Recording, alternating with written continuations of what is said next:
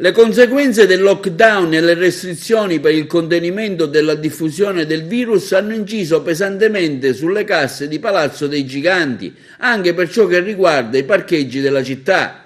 Quasi 200.000 euro in meno nel 2020, la polizia locale è sotto organico. Nel 2018 i parcheggi a pagamento avevano fruttato al comune di Agrigento circa 417.000 euro complessivi, crollati lo scorso anno a 220.000 euro.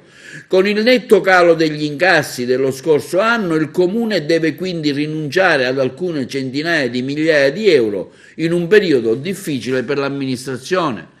Al momento non sono previsti ristori per compensare queste mancate entrate. A dirlo è il consigliere comunale Gramaglia. Non sappiamo se da parte del governo verranno stanziate ulteriori risorse.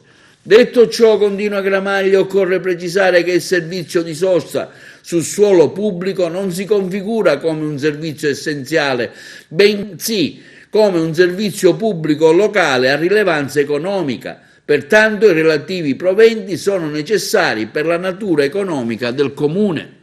Mi rivolgo quindi al sindaco, Gramaglia dice, affinché voglia potenziare la vigilanza effettuata dal corpo della polizia locale sugli stalli di sosta a pagamento con l'aumento delle ore del personale in servizio già impegnato nelle attività di controllo del territorio e di conseguenza della sicurezza urbana, nonostante tale personale risulta sotto organico di quasi il 50%, con la grande parte di questi a 25 ore settimanali.